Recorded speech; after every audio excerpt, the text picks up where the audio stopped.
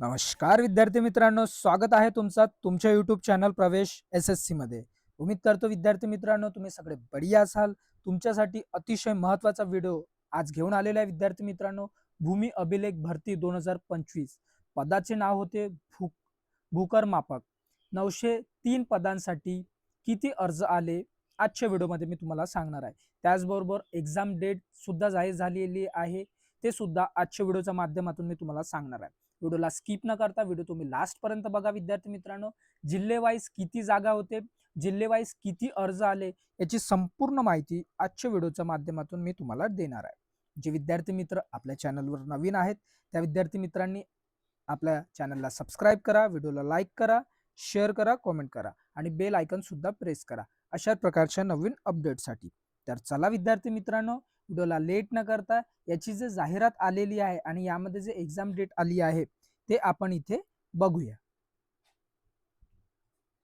यामध्ये बघू शकता विद्यार्थी मित्रांनो, ही जी जाहिरात आहे ते 2 नोव्हेंबर 2025 ला प्रसिद्ध झालेली आहे. त्याचबरोबर लोकमत या पेपरमध्ये ही जाहिरात प्रसिद्ध झालेली आहे. तुम्ही बघू शकता भूकर मापकच्या 903 पदांसाठी आले 37,000 अर्ज. त्याचबरोबर इथे काय काय दिलेलं त्याची संपूर्ण माहिती इथे मी तुम्हाला देतो विद्यार्थी मित्रांनो. भूमी अभिलेख विभागात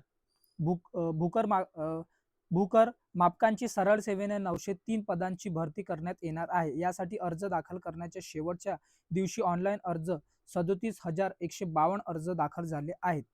या पदासाठी 13 आणि 14 नोव्हेंबर रोजी परीक्षा होणार आहे असं शासनाचे म्हणणं आहे. त्याचबरोबर राज्य सरकारने भूमी अभिलेख विभागात 2 वर्षापूर्वी खासगी एजन्सीद्वारे सुमारे 1200हून अधिक पदांची भरती परीक्षेच्या माध्यमातून केली होती. त्यानुसार निवड झालेल्या उमेदवारांना नियुक्ती पत्र देण्यात आले होते. त्यातील काही उमेदवार संबंधित ठिकाणी रुजू झाले होते. मात्र त्यानंतर सुमारे 600हून अधिक उमेदवारांनी रुजू झाल्यानंतर काही महिन्यात पदाचा राजीनामा दिला. त्यामुळे भूमी अभिलेख विभागात भू कर मापकांची अनेक पदे पुन्हा रिक्त झाली. परिणाम मोजणी प्रकरणे प्रलंबित राहू लागली. ही बाब लक्षात घेऊन भूमी अभिलेख विभागात आयुक्त डॉक्टर सुहास दिवसे यांनी भूकर मापकांच्या भरतीसाठी राज्य सरकारकडे पुन्हा प्रस्ताव पाठविला होता.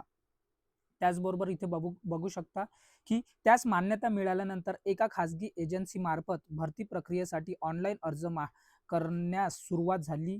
हे अर्ज उमेदवारांकडून 1 ते 24 ऑक्टोबर या दरम्यान ऑनलाईन मागवण्यात आले होते. अर्जाची छाननी झाल्यानंतर 13 आणि 14 नोव्हेंबर रोजी परीक्षा होणार आहे असं राज्य सरकारने सांगितले आहे.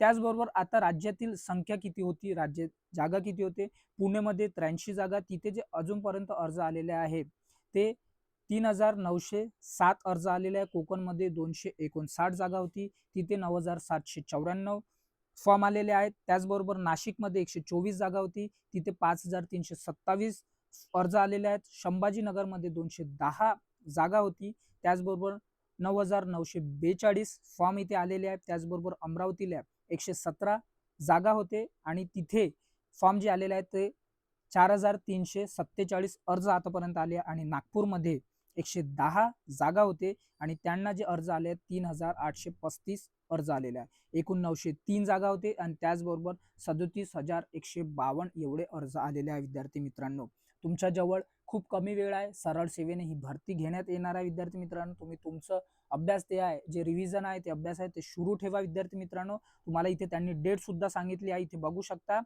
13 आणि 14 नोव्हेंबर रोजी परीक्षा घेणार आहेत. हे तुम्ही गाठ बांधून ठेवा की तुमची एक्झाम 13-14 ला होणार आहे असं राज्य सरकारचं म्हणणं आहे. ही अशा प्रकारची अपडेट होती, तुमच्यापर्यंत पोहोचवायचं होतं. अशाच प्रकारच्या अपडेटसाठी तुम्ही आपल्या चॅनलला सबस्क्राईब करा, व्हिडिओला लाईक करा, शेअर करा, कमेंट करा आणि बेल आयकॉन सुद्धा प्रेस करा. आपण भेटूया नंतरच्या व्हिडिओमध्ये. Thanks for watching. जय हिंद, जय भारत, जय महाराष्ट्र.